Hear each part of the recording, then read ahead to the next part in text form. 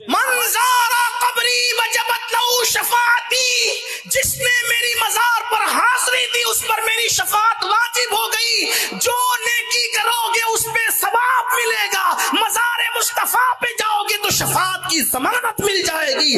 ثواب والے قیامت میں پھنس سکتے ہیں لیکن شفاعت والے کبھی نہیں پھنس سکتے، اس لیے کہ ثواب میں نقائص نکالے جا سکتے ہیں، ثواب کسی کو دیا جا سکتا ہے، ثواب کے اندر جو ہے اللہ اکبر نیتوں کی وجہ سے کٹوتی ہو سکتی ہے، لیکن شفاعت یہ ہے کہ میں تمہاری سفارش کروں گا، اور وہ جس کی سفارش کر دے تو قرآن کہتا ہے اللہ اکبر، میرے اللہ نے فرمایا وَلَسَوْفَ يُعْتِيكَ رَبُّكَ فَتَرْضَىٰ، اے محبوب ان قریب آپ کا رب آپ کو اتنا عطا کرے گا کہ آپ راضی ہو جاؤ گے. میرے امام کہتے کیا ہی ذوق افزا، شفاعت ہے تمہاری واہ واہ، قرض لیتی ہے گناہ پرہیزگاری واہ واہ، نفس یہ کیا ظلم ہے جب دیکھو تازہ جرم ہے، ناتواں کے سر پہ اتنا بوجھ بھاری واہ واہ، صدقے اس انعام کے قربان اس اکرام کے، ہو رہی ہے دونوں عالم میں تمہاری واہ واہ.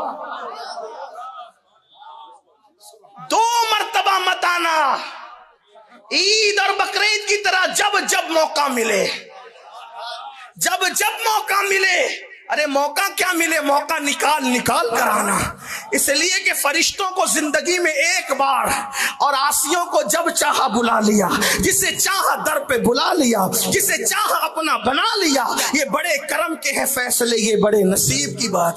دیکھو حدیث تو ایک ہی تھی نا، حدیث اب سمجھ میں آیا مطلب کیا.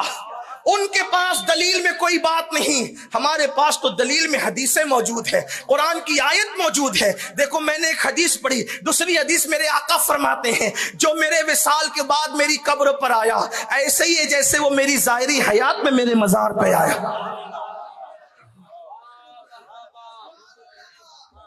اسی لیے کوئی گیا اور کہا کہ حضور میں بھوکا ہوں روٹی کھلا دے، تو علامہ جامی کو روٹی بھی کھلائی. کسی نے کہا مسافہ کرنا چاہتا ہوں، تو احمد کبیر رفاعی کے ساتھ مسافہ بھی کیا.